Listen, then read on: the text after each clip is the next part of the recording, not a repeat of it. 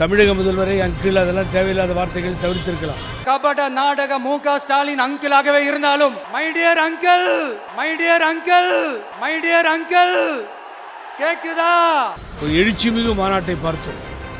இளைஞர்கள் கடல் அலையென திரண்டு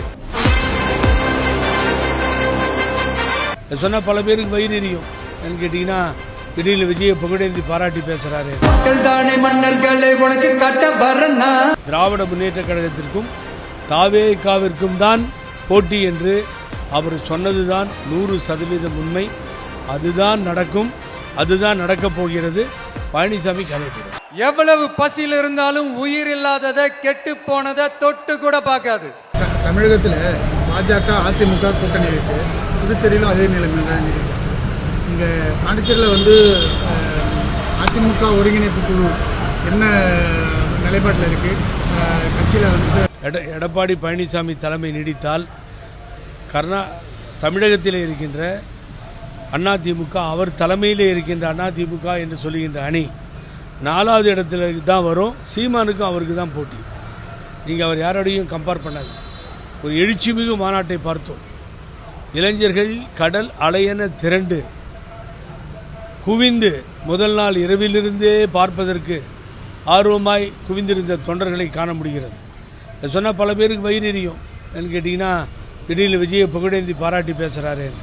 அது அல்ல, நான் உண்மையை பேசுகிறேன். அவர் தமிழக முதல்வரை அங்கிள் அதெல்லாம் தேவையில்லாத வார்த்தைகள் தவிர்த்திருக்கலாம். ஆனால் என்னை பொறுத்தவரை அதுதான் எதிர்ப்பு அணியாக திராவிட முன்னேற்ற கழகத்திற்கும் தாவேகாவிற்கும் தான் போட்டி என்று அவர் சொன்னதுதான் 100% உண்மை. அதுதான் நடக்கும், அதுதான் நடக்கப் போகிறது. பழனிசாமி கலையப்படுவார்.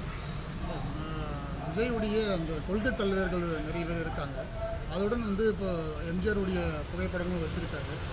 அதிமுகவுடைய அந்த தொண்டர்கள் வாக்குகளை பெறுவதற்கு முயற்சிக்கலாம். எங்களுக்கெல்லாம் மகிழ்ச்சி சார். தந்தை பெரியார் படம், பேரறிஞர் அண்ணா கட் அவுட், புரட்சி தலைவர் எம்ஜிஆர் கட் அவுட், பழனிசாமியை பெருசாக போட்டு அம்மாவை வத்திப்பிட்டு செய்யும் புரட்சி தலைவர் எம்ஜிஆரை மற்ற 2ஆம் கட்ட தலைவர்கள் ஈக்குவலாக போடுகின்ற சூழ்நிலையை பார்க்கும் பொழுது நேற்று தோங்கிய கட்சியாகவே இருக்கட்டும், அந்த திராவிட இயக்கத்தினுடைய வரலாற்று சிறப்பு மிக்க தலைவர்களை பெரிய வானோங்கி இந்த கட் அவுட்டுகளை வைத்து அழகு பார்ப்பது என்பது வரவேற்கக்கூடிய ஒரு விஷயமாகத்தான் பார்க்க வேண்டும்.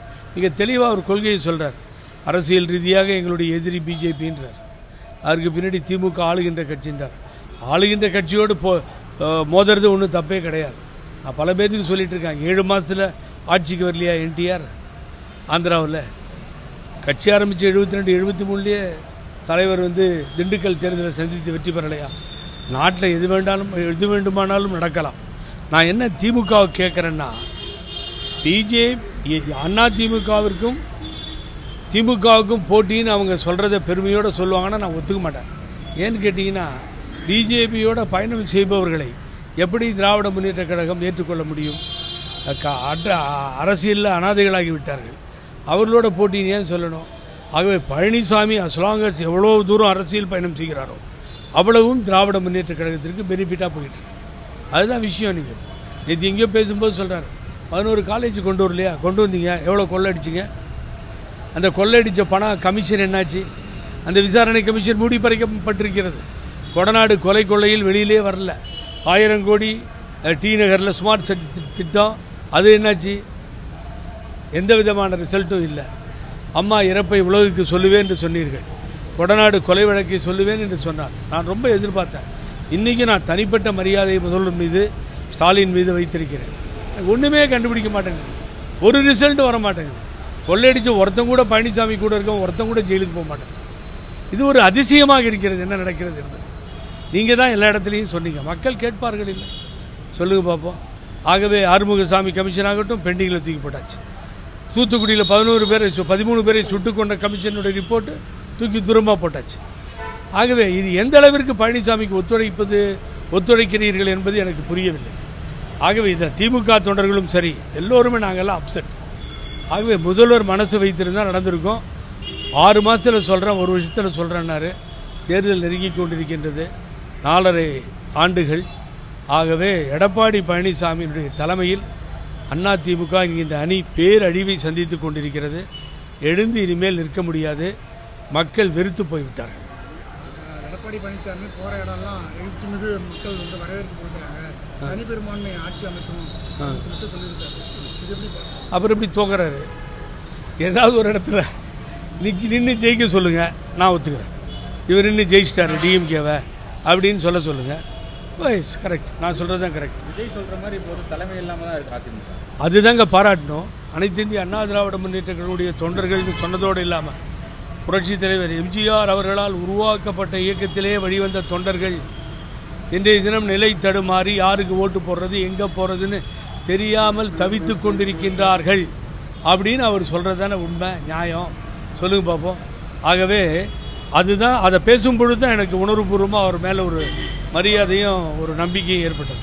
அதை தெளிவாக சொல்லிட்டார். அதிமுக வாக்குகளை பெறுவதற்கு தான் அப்படி பேசினார். அப்படி சொல்லியிருக்கலாமே அவரை. நீங்கள் சொல்கிற ரூட்டில் போனால் ஏடிஎம்கே தொண்டர்கள்லாம் என்கிட்ட தான் வருவாங்க, என் கூட இருக்காங்கன்னு சொல்லியிருக்கலாம்.